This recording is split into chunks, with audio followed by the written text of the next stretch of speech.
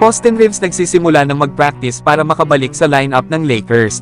At Rui Hachimura sinusulit ang mga laro sa preseason dahil pala dito.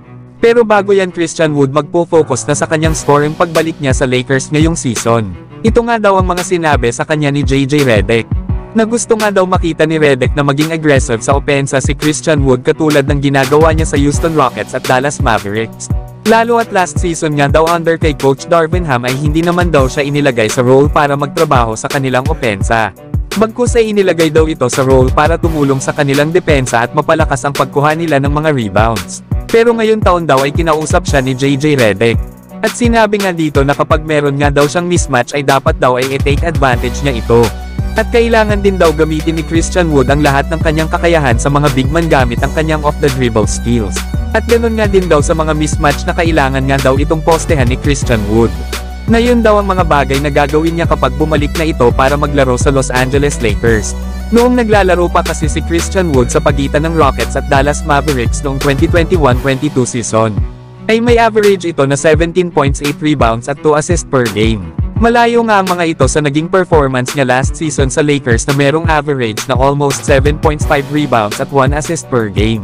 Na isa pa kasi sa nagpababa ng laro ni Christian Wood sa Lakers ay noong malimitahan ang kanyang nakasanayan ng mga 3-point shots. Sa last season kasi nito sa Rockets ay meron siyang 39% shooting beyond the arc. Pero sa Lakers ay bumaba na ito sa 30%. Isa pa mga idol, malaki din ang ibinababa ng kanyang playing time sa Lakers kesa noong ito ay naglalaro pa sa Rockets at Dallas. Kaya naman dahil si Coach JJ Redick na ang kanilang bagong head coach, ay panigurado na magagamit na ang kanyang mga ability sa sistema ni JJ Redick. Lalo na ang pag-shoot nito ng marami sa 3-pointers. Pero sa ngayon ay hindi pa natin makikita na maglalaro si Christian Wood. Lalo at nagpapagaling pa ito sa naging surgery ng kanyang tuhod. Naasahan na natin kapag naging healthy na muli si Christian Wood ay isa ito sa mga magiging key players ng Lakers para sila ay makapasok ng playoffs. Samantalang may good news naman sa guard ng Lakers na si Austin Reeves. Alam naman natin na sa huling naging laro ng Los Angeles Lakers sa kanilang naging preseason game laban sa Milwaukee Bucks, ay hindi nga nakalaro si Austin Reeves dahil sa kanyang ankle soreness. Pero ayon naman sa report mula kay JJ Redick, ay nagagawa na daw ni Austin Reeves na mag-participate sa isang non-contact practice. Kaya naman ay naka-day-to-day pa nga ang status ni Austin Reeves para sa kanilang susunod na laban sa Golden State Warriors. Kaya hindi pa sigurado kung makakalaro ba ito sa araw na yun kasama ng Los Angeles Lakers. Na kung hindi pa nga rin ito magiging okay ay possible pa rin itong pagpahingahin pa ng Lakers. Alam naman natin na ang health ang pinaka-importante sa ngayon sa kanilang kupunan. Lalo at malapit nang magsimula ang regular season na ito talaga ang dapat na paghandaan ng Lakers. Nasa preseason nga ay bagamat nag-e-struggle sa kanyang shooting itong si Austin Reeves, ay maganda naman ang kanyang performance sa unang dalawang laro nila laban sa Minnesota Timberwolves at Phoenix Suns, na kung saan ay nag-average si Austin Reeves ng 12 points, 5 rebounds, 7 assists at 2 steals per game. Outstanding nga din ang mga ginagawa niya para makakuha ng mga foul sa kalaban para mapunta ito sa free throw line. Na kung saan ay na-shoot lahat ni Austin Reeves ang kanyang 15 all attempts sa free throw line. Kaya ganyan ka-solid itong si Austin Reeves sa lineup ng Lakers. Na inaasahan nga ito ni JJ Redick na maitataas ni Austin Reeves ang kanyang efficiency sa kanyang shooting.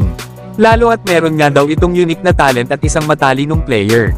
Pero kayo mga idol, ano ang prediction nyo sa magiging performance ni Austin Reeves ngayong darating na season? Samantalang JJ Redick seryoso kay Rui Hachimura. Gusto talaga na mailabas ang full potential ni Rui this upcoming season.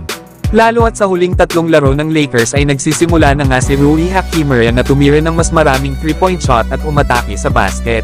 Ibang-iba nga si JJ Redick kesa sa ibang mga head coach sa NBA sa ngayon. Dahil sa ibang head coach ay hindi nila masyado binababad ang kanilang mga starters sa mahabang mga minuto. Para pagdating ng regular season ay fresh ang mga ito na maglalaro.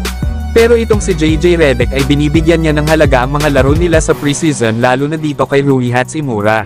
Gusto kasi nito na improve pa ni Hachimura ang kanyang performance at magawa ang gusto mangyari ni JJ Redick. Kaya naman sa isa sa mga naging interview ni Hachimura, ay sinabi nga nito ang mga napag-usapan nila ni JJ Redick para sa paparating na season. Ngayong taon nga daw ay kailangan daw ni Rui na mag-focus sa bawat possession mapa preseason man daw ito or regular season. Para nga daw sa Lakers ay isa lang itong practice.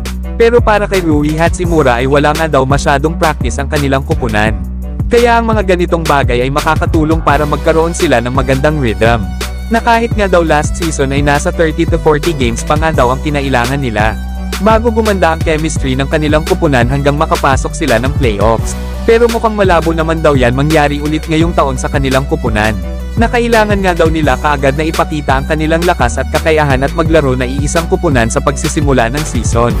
Yan nga mga idol ang mga sinabi ni Rui Hachimura, na gusto talaga nito na makuha ang kanyang rhythm bago magsimula ang regular season.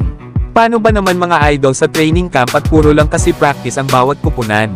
Hindi katulad sa preseason na dito talaga nila na ipapakita ang kanilang mga ginawang pagsasanay. At hindi lang yan dahil nagagawa din nilang ma-execute ang kanilang mga game plans at strategies both ends sa loob ng court. Kaya importante sa Los Angeles Lakers lalo kay Rui Hachimura na hindi sila magsimula ng mabagal ang kanilang kupunan sa pagsisimula ng 2024-25 season. Pero kayo mga idol, ano ang prediction nyo sa unang mga laro ng Los Angeles Lakers sa regular season?